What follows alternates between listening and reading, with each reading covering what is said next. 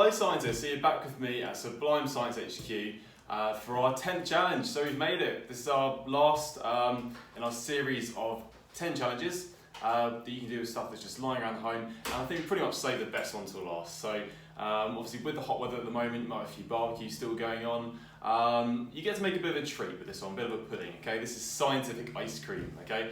Just to remind you, we've got a competition running throughout these 10 weeks, so nearly out of time. But you guys, you can always, if you are watching this in the future, you can still get involved and submit your own videos, your own versions of any one of the experiments that we've done over these 10 weeks. And you can mix things up, change things, change variables, test out different components of any one of the experiments, do your own versions, get really wacky. Remember, we've been looking out for the most interesting one over these 10 weeks. So very soon now we'll be announcing the winner of our competition, and someone will be winning that free science party, but there's still time for you to submit your own and see if you can win that free science party, including all the really fun science experiments that you do at our parties. But you can also be one of the 10 runners up and get your hands on one of the free science lab kits that include our books, a lab coat, and some other really fun sciencey gizmos. So without any further ado, our last one. So like I said, I mentioned you get to make a bit of a treat. As I say, this is scientific ice cream, but we're going to use the power of science to make our ice cream. Usually ice cream is just a case of freezing a milkshake or actual, ice cream mixture.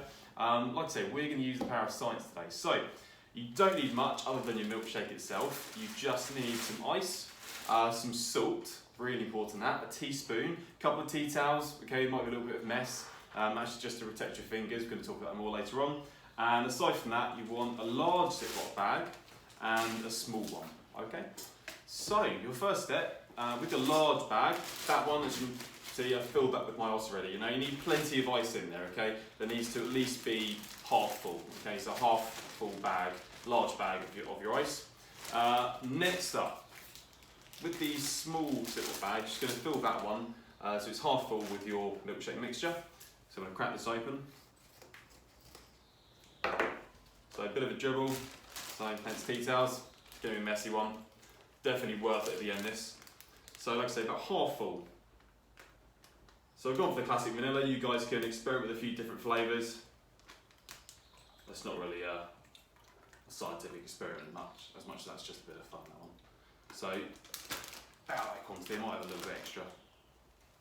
I'm a fan of ice cream. Okay, so like I say, about half full. It's about all you want. Zip that one up, and that one then just sits inside your bag. I'm actually going to do that in just a minute. First up, you need to add some salt to that bag. Okay, now you need plenty of this. About 10 teaspoons of salt is enough. That goes in your bag. So 1, 2, 3, 4, 5, 6, 7, 8, 9, 10. That should be good. So lock that up, give it a shake. Nice and shake.